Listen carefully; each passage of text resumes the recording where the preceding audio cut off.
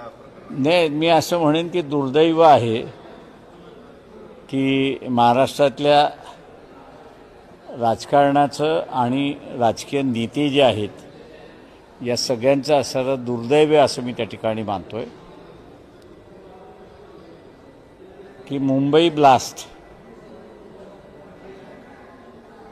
याच्याकडे ज्या पद्धतीने बघण्यात आलं आणि लक्ष देण्यात आलं त्यानंतरच्या झालेल्या कुठल्याही ब्लास्टमध्ये लक्ष घालण्यात आलेलं नाही. जर्मन बेकरी असेल त्यातले आरोपी सुटले, फर्ग्युसन कॉलेजमध्ये जे बॉम्ब ब्लास्ट झाला, सायकल ब्लास्ट झाला, त्याचं काहीच आपल्याला कळत नाही. कबूतरखान्यासमोर जो ब्लास्ट झाला त्याचा आपल्याला काही कळत नाही. त्याच्याचबरोबर असणारा गिरगावमध्ये जो ब्लास्ट झाला त्याचा आपल्याला काही कळत नाही आहे. त्याच्यानंतर RSSच्या ऑफिसमध्ये बाजूलासुद्धा ब्लास्ट झालं, त्याच्यामध्ये असणारा 2 जण मारल्या गेली एवढंच फक्त कळलं. त्याच्या पलीकडे काय झालं असं कळत नाही आहे. ह्या सगळ्या ब्लास्टच्या पाठीमागे न शोधण्याचं कारण जे आहे हे मला वाटतं विरोधी पक्षाने सत्ताधारी पक्षाला त्या ठिकाणी विचारलं पाहिजे. आणि प्रत्येक वेळेस जी SIT आहे ही SIT फेल्युअर का होते याची कारणंसुद्धा त्या ठिकाणी तपासली पाहिजेत. हायकोर्टाने अक्षरशः वाभाडे काढलेले आहेत. आता सुप्रीम कोर्ट काय करतं ते बघणं त्याच्यातलं महत्त्वाचं आहे. परंतु कोर्टाने सुद्धा स्टे आम्ही दिला तर त्याचा परिणाम काय होऊ शकतो हे लक्षात घेता त्यांनी त्यांचा निर्णय याच केसपुरता मर्यादित केला अशी असणारी परिस्थिती आहे. तर हे मी असं म्हणेन की या सरकारचं पूर्णपणे फेल्युअर आहे असं मी त्या ठिकाणी मानतोय. मधल्या काळामध्ये काँग्रेस राष्ट्रवादीचं सरकार या राज्यात होतं. आता सरकार बदलली पण बरेचसे नेते तेच आता सत्तेत आहेत, पण ते एकमेकावरती आरोप करताना पाहायला मिळतं. ते आरोप करतानाच पाहायला मिळतात आहेत. माझं असं म्हणणं आहे की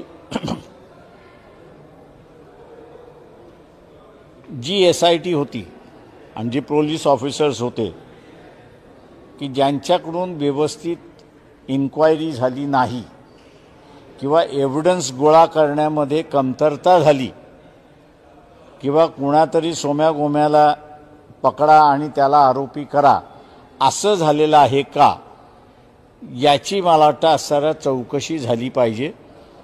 आणि ती पोलिसांनी केलेली चौकशी नाही तर ती मला वाटतं रेग्युलर हायकोर्टामध्ये कोर्ट प्रोसिडिंग जशी चालते त्या पद्धतीने त्या ठिकाणी चालली तर त्याची योग्यता मी असं मानेन आणि विश्वासार्हता मी त्या ठिकाणी मानेन की व्यवस्थित चालेल.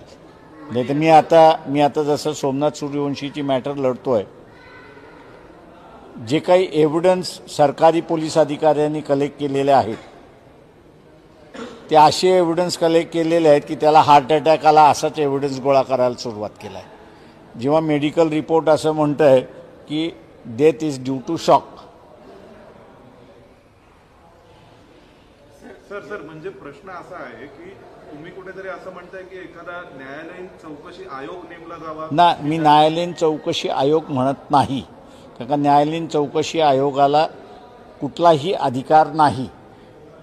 हायकोर्टामध्ये जे SIT आहेत त्यांची असणारी इन्क्वायरी सुरुवात झाली पाहिजे बिफोर दी कोर्ट आणि it should be open to all advocates to appear in that court. Sir, ज्या पद्धतीने आता हे जर उच्च न्यायालयाचा निर्णय मान्य केला तर यांनी कोणाला तरी म्हणजे दोषी न सोडून निष्पाप लोकांना समोर आणलंय का? दोषी अजून मोकाट फिरतात. जजमेंटवरनं तेच दिसते की आरोपी बाहेर आहेत आणि यांनी ज्यांना पकडलं होतं त्यांना आतमध्ये टाकलेलं आहे. हा कोर्टाचा इनडायरेक्ट इंडिक्टमेंट आहे असं मी त्या ठिकाणी मानतोय. सर, पण मॅक्सिमम केसेसमध्ये टेररिस्ट आणि ब्लास्ट संदर्भात केसेसमध्ये असं दिसून येते किंवा माओवादाचे आरोप असलेल्या केसेसमध्ये पण दिसतंय की आरोपी निर्दोषच सुटतात किंवा पुरावे गोळा करण्यात यंत्रणा अपयशी ठरतात. इतके कडक कायदे असताना सुद्धा आता काही दिवसात मालेगावचा पण ब्लास्टचा निकाल येईल. क्वेश्चन माझं म्हणणं असं आहे त्याच्यामध्ये की कायदा कडक आहे की न आहे हा वेगळा प्रश्न आहे. आता माओवाद्यांना एक केसमध्ये मी स्वतःहून हजर राहून ते सगळं पाहिलेलं आहे. त्यांनी 6 पुस्तकं त्या ठिकाणी प्रोड्यूस केली की ही माओवादी पुस्तकं आहेत. तेव्हा त्या डिस्ट्रिक्ट जजनेच आयोला विचारलं, हे तुमच्या मताप्रमाणे माओवादी आहेत आणि याच्यामुळे लोकांचे विचार बदलतात फिरतात आणि ते हिंसक होतात असं आपलं म्हणणं आहे. तर ते म्हटलं माझ्या एका प्रश्नाला उत्तर द्या की याच्या लेखकाला तुम्ही अरेस्ट केले का? तुम्ही लिहिणाऱ्याला अरेस्ट करत नाही आहात, तुम्ही वाचणाऱ्याला अरेस्ट करताय. त्याच्यामुळे तुमची केस नेमकी कोणाच्या विरोधात? लेखक आहे त्याच्या विरोधात की वाचणारा आहे त्याच्या विरोधात? हे त्या आयोगाला तिथे काही स्पष्ट करता आलं नाही. त्याच्यामुळे मला असं वाटतं की हे जे मध्यंतरी ताडाफाडा मोका अशी जे कायदे आले त्या कायद्यांनी पोलिसाची शोधक्रिया जी आहे, इन्व्हेस्टिगेटिव्ह ज्याला आपण म्हणतो, ते स्किलच पूर्णपणे मारून टाकलेले आहेत. आणि त्याच्यामुळे एक्झामिनेशन जो आहे तो बरोबर होत नाही अशी परिस्थिती आहे. सर, उद्या सोमनाथ सूर्यवंशी प्रकरणामध्ये स्वतः तुम्ही अपेअर आहात. राज्य सरकार नाही, मी नाही आहे. प्रतीक बोंबार्डे म्हणून वकील आहेत ऑन रेकॉर्ड, ते हजर राहणार आहेत. आणि काय अपेक्षित आहे, तुम्हाला काय वाटतं, काही बदल होतील? आता ते कोर्ट काय निकाल देईल त्याच्यावरती अवलंबून आहे. राज्यामध्ये जर आपण पाहिलं तर माणिकराव कोकाटे हे कृषी मंत्री आहेत आणि ते सभागृहामध्ये रवी खेळताना पाहायला मिळालेत. अशा मंत्र्यांबद्दल तुमची काय भूमिका आहे? अच्छा, हे मुख्यमंत्री जे आहेत हे आता पंतप्रधानाच्या रेसमध्ये लागलेत असं मी त्या ठिकाणी मानतो. आणि म्हणून हिंदी लागू करण्याच्या पाठीमागे ते लागलेले आहेत. तेव्हा आपल्याला विरोधक कोणी नको आहे राज्यामध्ये. त्याच्या मंत्री कितीही चुकला असेल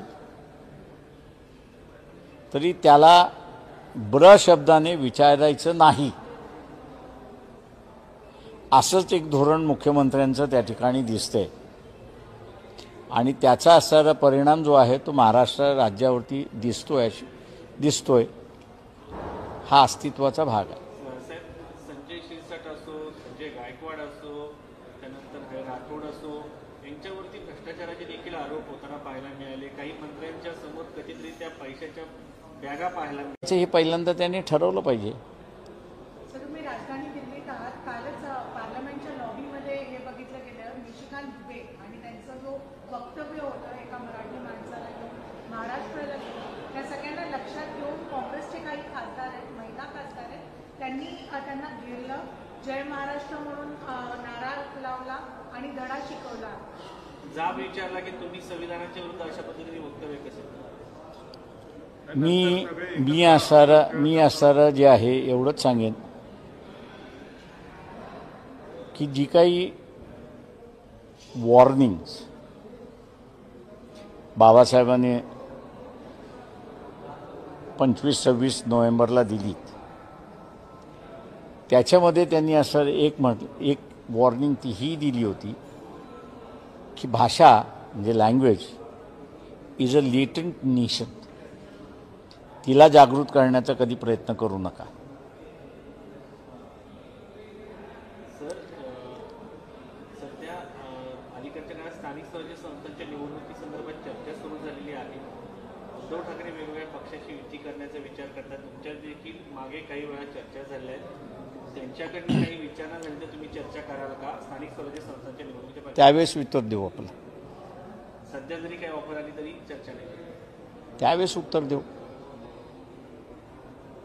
चलो, थँक्यू. सर एकच पण तुम्ही हिंदी भाषा गुजराती ॲक्च्युली मुंबई अहमदाबाद या महामार्गावर आपण बघतो की पालघर आणि त्या एरियामध्ये सगळ्या ज्या पाटी आहेत त्या सगळ्या गुजराती भाषेमध्ये आहेत. तुम्ही त्याला कसं हे बघतात, कारण की महाराष्ट्रामध्ये असून पाटी गुजराती आहे, लोक सांगतात की आम्ही गुजरातमध्ये आलो आहे, याचा कुठे ना कुठे एक अंदाज आहे. ते प्रश्न असा आहे त्याच्यामध्ये की आपल्याला थोडासा इतिहास बघावा लागेल. तिथला सगळा जो आदिवासी आहे, या आदिवासी जो आहे त्याची जी काही बोलीभाषा आहे त्या बोलीभाषेचा गुजराती हा बेस आहे. त्याच्यामुळे त्या फार जुन्या पाट्या आहेत. तसं मला पालघरला मी अगोदरही गेलो होतो, म्हणजे 70 सालीही गेलो होतो. त्यावेळेस तिथे पाट्या गुजरातीमध्ये होत्या. त्याच्यामुळे मला त्याच्यातलं काही नवीन नाही वाटत आहे. आता ज्याला राजकारण भाषेच्या नावावर करायचं आहे त्यांनी करावं.